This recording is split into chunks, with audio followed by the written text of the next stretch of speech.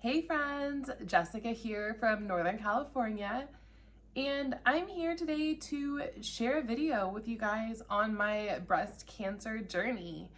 It is a whirlwind to go through, something that no one wants to be diagnosed with, so I just wanted to share my experience. I was doing a self-breast exam at home on a Friday afternoon, and I felt a mass on the outer part of my breast. My husband got home, I had him feel it.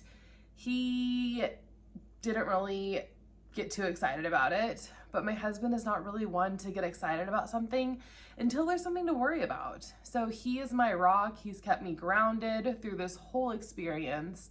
Is officially 6 months going on now. And I am so thankful for him. God, I wouldn't want anyone else going through this journey by my side day in, day out. He is just the best. I love you, babe. But I got on to my online doctor information, emailed my surgeon, which I had a partial hysterectomy in July of 2022 due to ongoing abnormal pap smears. I had multiple LEAP procedures because of the CIN2 cells. And rather than having this ongoing issue, I decided to move forward with a partial hysterectomy, at which time I did have a thorough breast exam before my surgery to make sure, you check out. They want to make sure everything is good. And everything felt fine in July. So I emailed my surgeon. The soonest they could see me was towards the middle to end of November. And there was no way I was going to wait 3-4 weeks to be seen when you have this mass. What is it?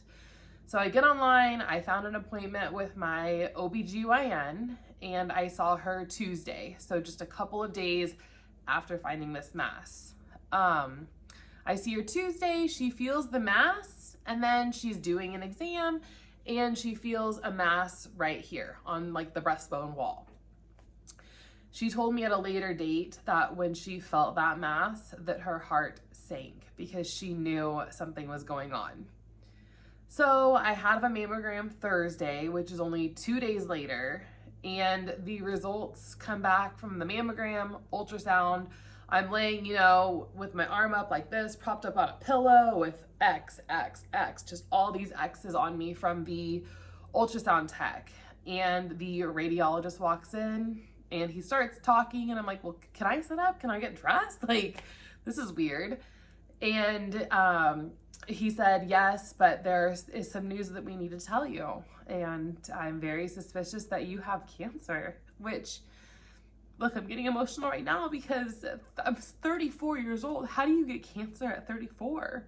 Especially after having a surgery and labs and everything that was fine.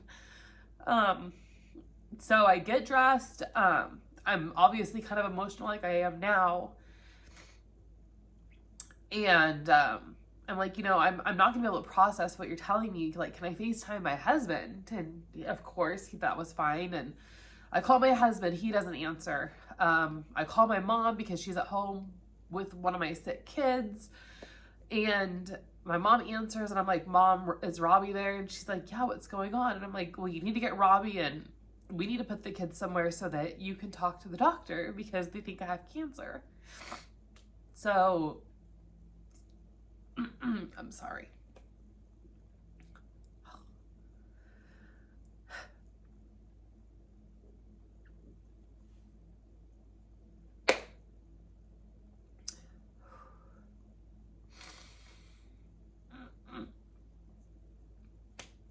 Okay, sorry about that. I don't know what just got over the emotionalness of this. I guess it's the reality. This is real life, so we can cry.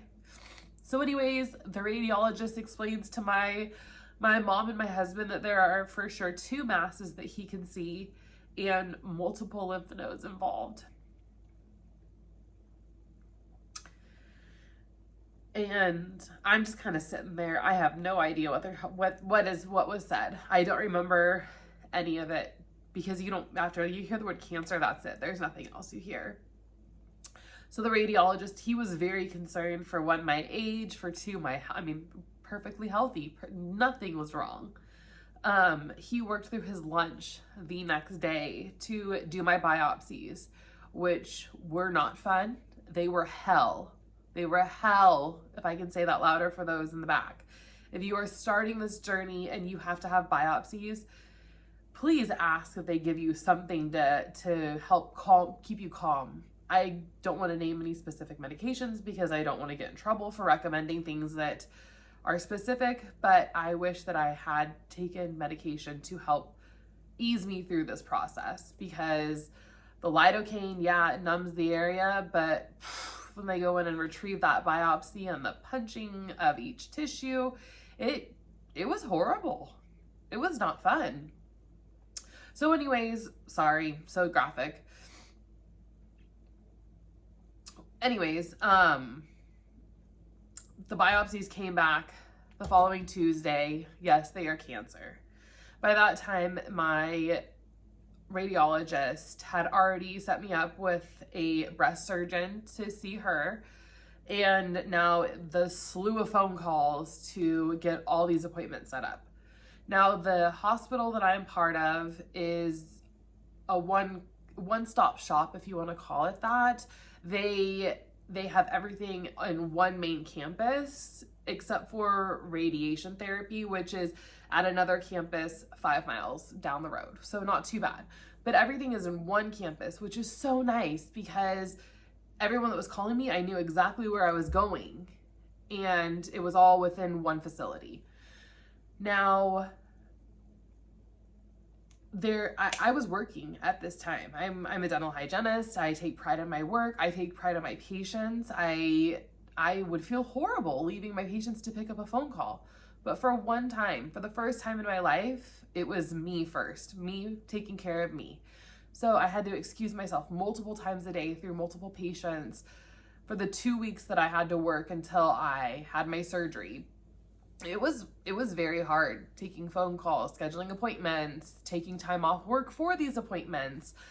But I am at the point I learned it's me and my family, we come first. So I had my PET scan, and that was kind of the thing that really worried my husband out of everything else. Okay, she has cancer in the breast. That's okay. As long as it hadn't spread throughout my body into further areas, we were going to be okay. So we got the PET scan results. It was just on my left side. It was definitely in my lymph nodes as well. But it hadn't traveled outside. One of my ovaries was a little bit lit up, but they believe it is due to the recent hysterectomy and the movement of body organs, which just happens. Gravity, right? Darn it. So I had my mastectomy. It was considered a radical mastectomy because they removed the whole breast. They took 36 lymph nodes total, and 12 of those lymph nodes had cancer in them. I healed for not even a month before I had my port placed, which is here. You can see my scar. They have a little scar here. And again, the port placement, they do give you light sedation, but holy cow. I think it was the nerves that had come over me, and I felt every cut they did. I felt them pushing the catheter up through my jugular, and then it goes down to your heart to deliver the chemotherapy medications. I wish that I'd asked for stronger medication. I'm going to leave this sucker in as long as I can, because I don't want to go through the pain of having it removed, because it was so traumatic. Not the staff at the hospital I went to, again, it was the procedure itself. So my whole team through this whole experience has been phenomenal. Amazing. I cannot say one thing bad about my care whatsoever.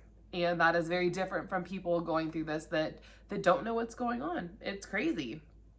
So, yeah, I mean, my scar is there. I have extra skin that kind of pooches out right here, which you can see that. It's like, I call it my little dolphin fin. They'll use that for when I have reconstruction, which my surgeon said will be around a year after I finish radiation.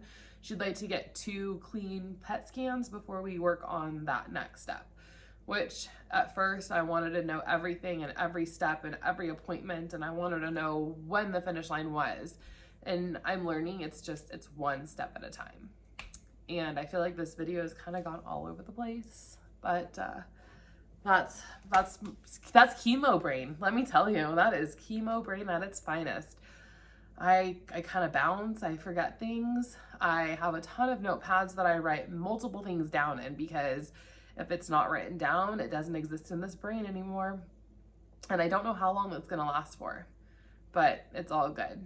So that's it for now. I will do more videos for sure. This is gonna be something that I wish I had done more of in the past. I have a lot of videos from when I was freshly diagnosed, freshly had my surgery. I have videos there, but I didn't do videos during chemo, which I really wanted to. It took everything I had to get through chemo. And I'm a very positive person. I always have been, like kind of the bubbly person at work and bubbly person throughout. But it took a lot of fake it till you make it to get through chemo, because I felt like crap. It was horrible. It was hard, but I have 4 and 7-year-old boys, and I kept kicking through for them and my husband and my family. But those 2 little rugrats of mine, God, they are the highlight of my life. So look for more videos, because I will be doing a ton more. And I'm gonna upload some of those videos from when I was kind of a hot mess.